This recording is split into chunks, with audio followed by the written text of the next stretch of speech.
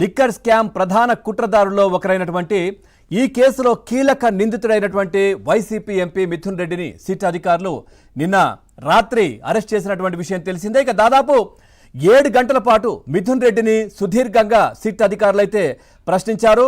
ఇక పూర్తిగా విచారణకు ఆయన ఏమాత్రం సహకరించినటువంటి పరిస్థితి కూడా కనిపించింది. నాకు తెలియదు మర్చిపోయాను, నాకు తెలీదు మర్చిపోయాను. మరి తెలీదు మర్చిపోయాను అన్నప్పుడు మరి ఒక ప్రజాప్రతినిధుల స్థానంలో, ఒక ఎంపీ స్థానంలో ఏ విధంగా ఉండాలి? ఉండదు కదా. మరి అది ఎట్లా తెలుస్తూ ఉంది?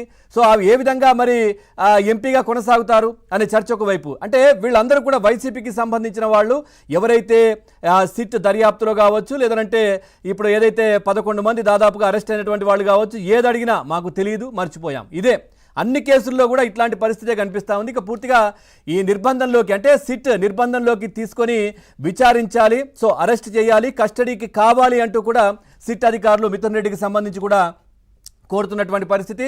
కొద్దిసేపటి క్రితమే ఆయనను హాస్పిటల్ కూడా తీసుకురావడం జరిగింది. అక్కడ పూర్తిగా వైసీపీ శ్రేణులు నానా హంగామా సృష్టించే ప్రయత్నం కూడా చేస్తూ ఉన్నారు. అక్కడ పెద్ద ఎత్తున కార్యకర్తలు గుమ్మిగూడి పూర్తిగా బల ప్రదర్శన చేస్తున్నటువంటి పరిస్థితి, పోలీసులతోని వాగ్వాదం చేస్తున్నటువంటి పరిస్థితులు అయితే ప్రస్తుతం అక్కడ కనిపించాయి. ఇక ఈ కేసులో అరెస్ట్ అయినటువంటి తొలి ప్రజాప్రతినిధి మిథున్ రెడ్డే కాగా, జగన్ ప్రభుత్వ హయాంలో పూర్తిగా నూతన మద్యం విధానం ముసుగులో వైసీపీ ముఠా సాగించినటువంటి దోపిడీకి కుట్ర, అమలు, ఏర్పాటు, ముఠా సభ్యులకు ఎప్పటికప్పుడు దిశానిర్దేశం చేయడంలో ఆయనదే మాస్టర్ మైండ్ అంటూ కూడా సిట్ అధికారులు మాట్లాడిన పరిస్థితి ఇక దర్యాప్తులో గుర్తించారు. దీనికి సంబంధించి ఇక మరోవైపు 1000 కోట్ల లిక్కర్ స్కామ్ కేసులో తొలి ఛార్జ్షీట్ కూడా దాఖలైంది. పలు కోణాల్లో దర్యాప్తు కూడా జరిపి అనేక సాంకేతిక ఇతర ఆధారాలు కూడా సేకరించినటువంటి సిట్ నిన్న విజయవాడలో ఏసీబీ కోర్టులో ప్రాథమిక ఛార్జ్షీట్ కూడా దాఖలు చేసిన పరిస్థితి. ఈ కుంభకోణంలో అంతిమ లబ్ధిదారు ఎవరో తేల్చే దిశగా కూడా వేగంగా దర్యాప్తు సాగిస్తున్నటువంటి సిట్ అధికారులు ఇక ఛార్జ్షీట్లో మాజీ ముఖ్యమంత్రి జగన్మోహన్ రెడ్డి పేరును కూడా చాలాసార్లు ప్రస్తావించినటువంటి పరిస్థితి కనిపించింది. అంటే ఆయన చెప్తా ఉన్నారు, నాకు అసలు ఏమీ తెలియదు, నాకు అసలు నేను ఎక్కడ కూడా సంతకాలు పెట్టలేదు అని జగన్మోహన్ రెడ్డి గతం నుంచి చెప్తున్నటువంటి పరిస్థితి. కానీ ఆయన ముఖ్య అనుచరులు ఎవరైతే అరెస్ట్ అయ్యారో, ఇటు కృష్ణమోహన్ రెడ్డి కావచ్చు, ధనుంజయ రెడ్డి కావచ్చు, ఈ ఇద్దరు అరెస్ట్ అయిన తర్వాత జగన్మోహన్ రెడ్డి మాటలో, అదేవిధంగా ఆయన మామూలుగా బయట కనిపించే విధానంలో కూడా పూర్తిగా ఒక భయం, ఒక ఇబ్బందికర పరిస్థితులు అయితే నెలకొన్నాయి. ఇక ఉచ్చు బిగుస్తోంది, నా వరకు వస్తుంది. ఇక మిథున్ రెడ్డి అరెస్ట్ అయితే ఖచ్చితంగా మొత్తం ఇంకా ఫైనల్గా నేనే అనేది డిసైడ్ అయిపోయినటువంటి విషయం అయితే కనిపించింది. సో ఎందుకంటే అందుకోసమే ఈ బయటకు రావడం, ప్రజాబలాన్ని చూపించే ప్రయత్నం చేయడం, తను ఒకవేళ అరెస్ట్ అయితే ఎంతమంది తన కోసం బయట వస్తారో అనే టెస్టులు చేసుకోవడం, ఇవన్నీ కూడా దానికి కారణమే మొన్నటి వరకు ఆయన బయట వచ్చి హడావిడి చేయడం. సో ఈ నేపథ్యంలో పూర్తిగా తెలిసిపోయింది. సో జనాలు ఎవరు రారు, వచ్చినా కానీ హడావిడిగా గంజాయి మత్తులో పిచ్చిగా ప్రవర్తిస్తున్నారు తప్పించి నా కోసం గట్టిగా ఫైట్ చేసే వాళ్ళు లేరు అనేది జగన్మోహన్ రెడ్డి డిసైడ్ అయిపోయారు. ఇక వైఎస్ జగన్ పేరును పలు చోట్ల కూడా ఇప్పుడు ప్రస్తావిస్తున్నటువంటి నేపథ్యంలో రెండో ఛార్జ్షీట్లో ఖచ్చితంగా ఆయనను కూడా పొందుపరుస్తారు. ఇప్పుడు కూడా పొందుపరిచినట్టుగానైతే తెలుస్తూ ఉంది. ఇక ఎవరి ఆదేశాలతో మద్యం విధానాన్ని మార్చారు, అట్లాగే ముడుపులు ఎలా మూటగట్టారు, వాటిని ఎక్కడికి ఎలా తరలించారు, ఇందులో కీలక పాత్ర ఎవరిది అనే ప్రశ్నలకు కూడా సాక్షులు చాలా క్లియర్గా కూడా సమాధానం చెప్పినట్టుగా తెలుస్తోంది. కొద్దిమంది దీంట్లో, అంటే 11 మంది ఆల్రెడీ రిమాండ్లో ఉన్నారు. వాళ్ళు చాలా కీలకమైనటువంటి సమాచారం ఇచ్చిన నేపథ్యంలో చివరగా ఇప్పుడు జగన్మోహన్ రెడ్డి వరకు కూడా ఉచ్చు బిగుస్తోందనే చర్చ. మిథున్ రెడ్డి అరెస్ట్ తర్వాత అప్పుడు ఆబ్కారీ శాఖ మంత్రి ఏదైతే నారాయణ స్వామి గారికి కూడా ఇప్పుడు ప్రస్తుతం, మొన్నటి వరకు ఆయన ప్రస్తావన లేదు, కానీ ఇప్పుడు ఆయనకు రేపు ఒక సాక్షిగా విచారణకు రావాలంటూ కూడా పిలిచారు. మరి ఏం చెప్తారు?